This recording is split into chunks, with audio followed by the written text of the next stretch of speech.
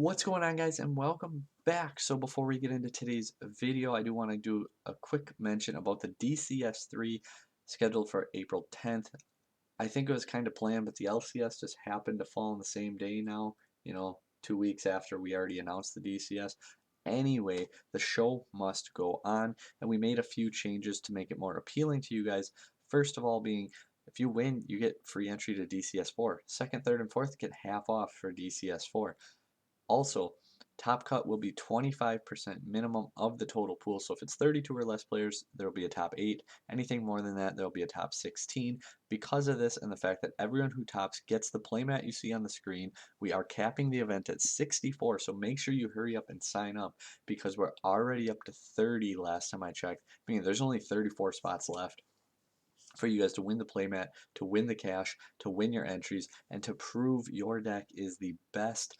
On top of that, whoever makes it furthest with Cyber Dragons, as long as you make it into top cut, I say it that way because if multiple people make top cut, whoever makes it furthest or had the best seeding going into top cut will walk away with our personal Hail Sidra Field Center. Didn't really want to give it away, but hey, we're trying to fill this tournament. We're trying to, make it big time. So we got to do what we got to do to compete with the big boys being luxury. I think that's going to be a really awesome event. We're going to live stream it all day. So make sure you check that out. It'll be on YouTube. So come hang out with me if you're not feeling like playing. Anyway, let's jump on into it. Today, Cyber Dragons, April 2021. Side deck included. Oh, and did I mention we got the real cards today? Because I was just digging through my desk and boxes and stuff, and I was like, what are these? And then I remembered there was a time where we actually played with them. So put them together, updated it, got it ready to go. Shout outs to Nathan. This thing is still amazing. Anyone like 3D, Field Center, Cyber Dragon, Team Set Pass. It's gorgeous. So, without further ado, we're going to leave that right there and get on into today's video. So, we are playing 3 Cyber Dragon to start. We're playing dupe, so you're going to play 3 Cyber Dragon. Kind of go hand in hand. Nothing too spicy or crazy there. 3 Cyber Dragon Core. It's our main starter. It's our, it's 1 card Dragoon. It searches your overflow. It searches your repair plant, your emergency. It basically gives you access to anything in your deck that you want. So that's why you play 3. 3 Cyber Dragon Hers. Card's crazy. One of the best extenders in the deck. Getting your Hers back, getting your Naxter back, comboing with Galaxy Soldier. Late game, mid game, early game. It is good all the time. So we are playing 3 Hers. New change, just one Naxter, because we needed room for other stuff, and it's a card where if you open it, there's plays you can do, but more often than not, you want to keep it in your hand for the follow-up play anyway, and if you don't open it, that is the ideal play, and then you access it when you need to, because we can summon it from the deck off a core. You can dump it to the graveyard and get it back with Hers. You could search it with Repair Plant. You could search it with Emergency. We have so many ways to access our Naxter. You can send it off Rampage and revive it with Nova. Like, there's so many ways to get to it that one hasn't been an issue. So that is it for our Cyber Dragons playing the 10. We're playing 2 of our honorary Cyber Dragons. So Galaxy Soldier, really strong extender. Considered 3, I don't know if you saw our video on 2 versus 3, the bricking versus the comboing, the percentages aren't like that far off, but we wanted to play the extra toolbox and disruption cards. We got more consistency cards that are a little more versatile that you'll see a little bit later. So we did end up just playing the 2 Galaxy Soldier. So I'm going second cards. We play the 1 Kaiju. It's searchable, it's strong, it's awesome, it's great. Free out to any monster on the board, usually. Wind barrier, cards that can't be tributed when you can't special summon. That's why I say usually. Pankratops is crazy right now. Like, special summon, you can force a pop, you can force a negate, you can force something, you can attack over something and then pop something and take out 2 cards on its own. And it's like, well, you don't OTK. No, I don't care. I want to win. I don't want to OTK. I want to win, regardless of how I do it. So Pankratops really helps in that regard. So if I can attack a card and then pop a card or force a negate and then make an Infinity Dragoon on top of it, I'm probably winning that game. So we have our Pankratops. We are playing Dragoons, so Dark Magician and Red Eyes. Then the hand traps. We're actually only playing 5 hand traps this time. 3 Lancia cards, really strong. Um, Dragon Link is the best deck of the format. Like, I don't even think it's super close. If you're playing like locally or in the majority of like smallish tournaments or such, maybe you don't see Dragon Link, or maybe Dragon Link's not super hard to beat. But if you're playing like an elite level player, Dragon Link is basically a tier 0 deck in their hands. Like, it's insane. It's crazy. We need to play cards to really help, and we need to go for the win in turn 1 because they're gonna build their board back. Like, I actually was versing Gabriel Nets, who, I mean, he's an elite player, and in a championship of a game, and I was using dinos.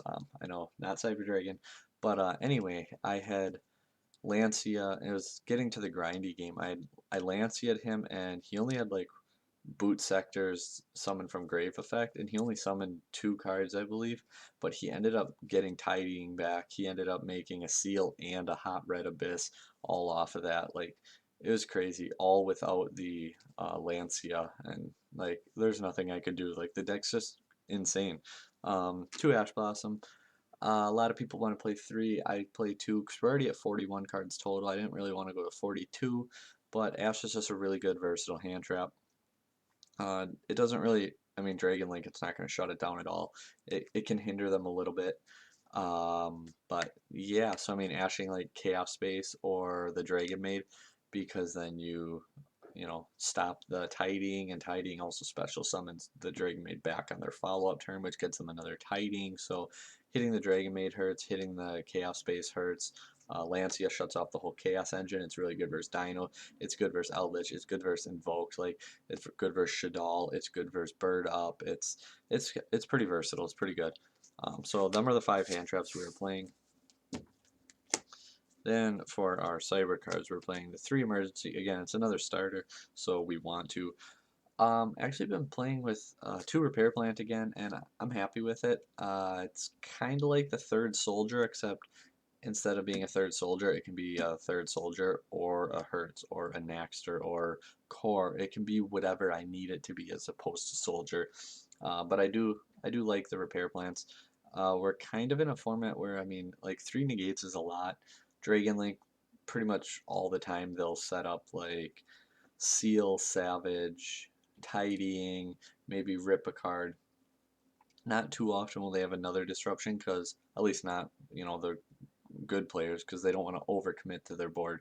The Seal, Savage, Tidying with like full combo follow up, not possibly rip a card off Leveneer, is a more typical board of like a high level player, because that many well timed disruptions is going to stop 90% of players, and then they can full combo and win on their next turn anyway. So that is what I have found to be the case, at least.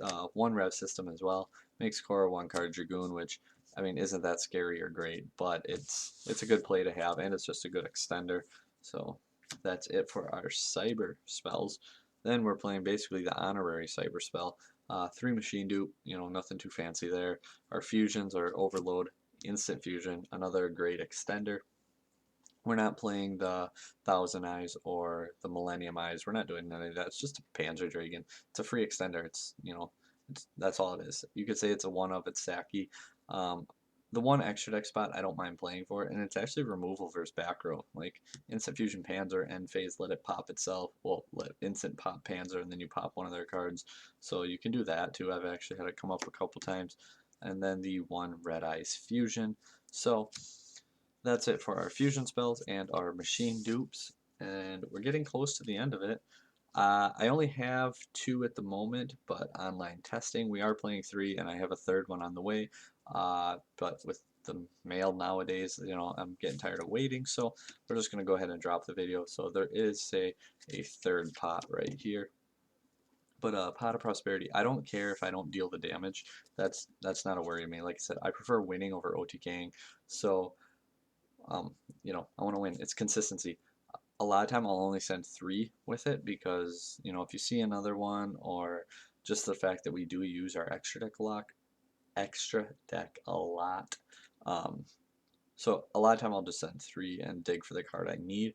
But at the same time, it's like, if you need to send 6, you can. Like, if you're desperate versus like Dragon Link, and you don't think they're going to negate it, or you want to make sure they negate it and then you have game or something like that, like send 6. It's more appealing to negate a 6 than a 3. Another counter. We got Dark Ruler no more. Completely turns off Dragon Link and Dino. I mean, Dragon Link still has Tidying, and Seal can tribute itself. It's just going to get negated by the Dark Ruler, like it'll resolve negated. But it gets a graveyard effect still, so they can help with their follow-up play, which again, this is why you need to win turn 1 versus that deck. And then Mind Control. Mind Control is crazy. Like Mind Control versus Dino. Mind Control almost breaks Dino board by itself, unless they have like Miss in hand. You know, Mind Control is crazy.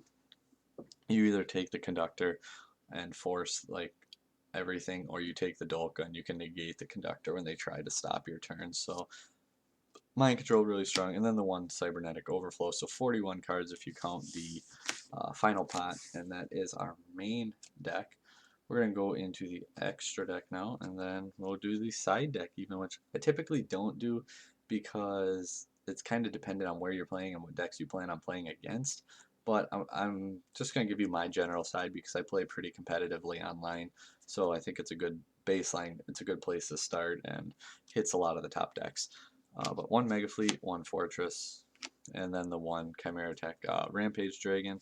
So that's it for our Cyber fusions that we actually use. The one Makawa to float off Nova, the one Red Eyes Dragoon, Starving Venom. You'll see our side deck. Obviously, we're playing Super Poly. It's another card versus Dragon Link because Dragon Link, they don't really rip your hand. They don't look at your hand. They don't do these things. The Buster Lock, I'm not worried about. The top players aren't playing it. Competitive players aren't playing it. It's gimmicky-ish, if you will. It's more fragile. It's more susceptible to disruption. It's less follow-up. You're playing more bricks. And Dinos and Eldritch don't care, and those are kind of the next two best decks. So I don't think people play it a bunch. And then the one Panzer Dragon. So that's our fusion lineup. It's going to get a little spicy here in a second, guys. We got the one Nova, one Infinity. That's it for our XCs. See, real spicy. And then the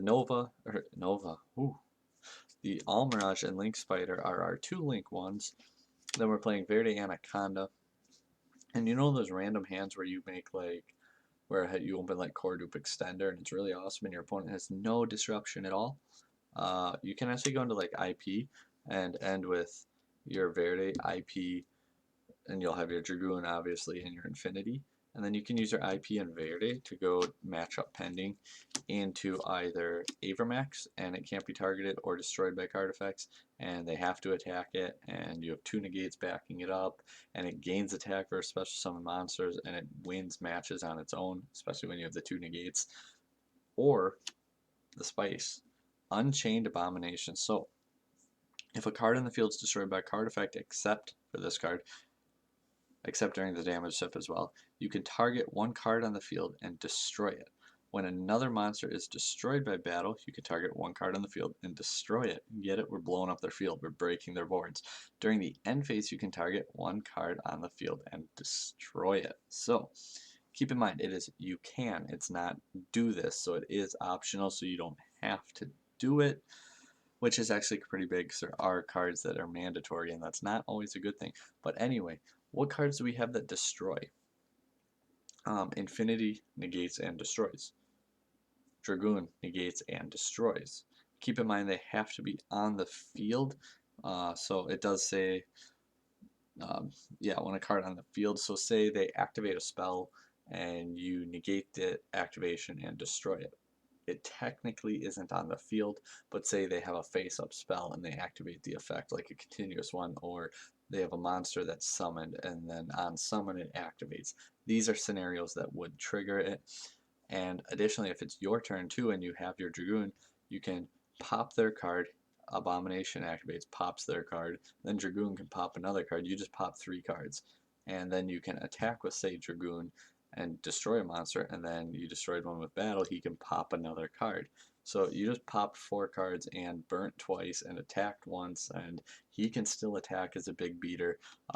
Card's pretty crazy, and when you make him with IP, can't be destroyed by card effects. So it's another good boss monster. So pending your matchup, if you happen to open Insane and have the ability to do so, use your judgment on, is it going to be the best play to search Overflow or go into IP? And then additionally, do you go into Avermax or into your Abomination? Just a few different things to do, but it's pretty spicy and it's awesome, and nobody sees it coming. So that's our little tidbit for you guys there today. We will have a pretty in-depth combo guide too coming up for you guys. We're gonna do what is it, variants separate, but we decided we're going to do the going first and going second cards for pure slash dragoon, pure, cyber dragon. We're going to put all those combos into one video for you guys instead of doing the super long one. We're going to try and keep it half hour tops, but then we'll move all the variants into their own separate video and cover the basic combos of different variants and do that way. So our side deck right now for the events that we play in, the deck's not very great versus back row. I feel like that's one of the weakest spots of Cyber Dragon. So triple Danko Seka card's pretty good going first or going second. If you can even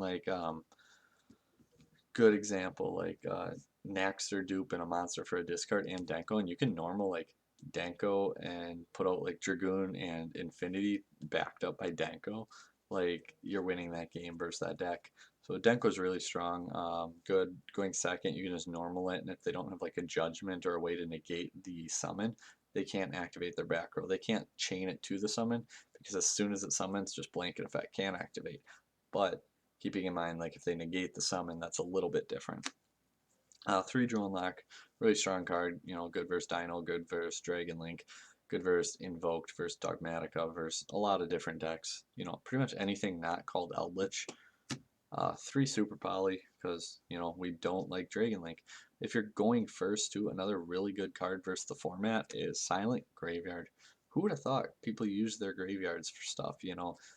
Dragon Link uses it, Eldritch uses it a lot, Invoked even uses it to a degree, but more importantly, whether Invoked is paired up with Shadal or Dogmatica, both of those engines use their graveyard very heavily. Dinosaurs turns off Baby, turns off Miss, pretty strong card. And also for more back row spammy decks like that, evenly matched, 3 of them. So hopefully you guys took a little bit away from this, liked our spice, liked our secret tech there for you, if you will. But anyway, guys, that is our Cyber Dragon deck. Like I said, make sure you like, share, subscribe. We put a lot of work and effort into the channel and everything like that. Been trying to get more meta relevant content, different deck profiles for you guys. And even if you don't play those decks, it wouldn't hurt to check them out because you can see how they play, you can see the combo lines, and you can see where to disrupt them. So just another little bit of advice for you guys. But anyway, thanks for watching and take care. Until next time when we got the combo videos,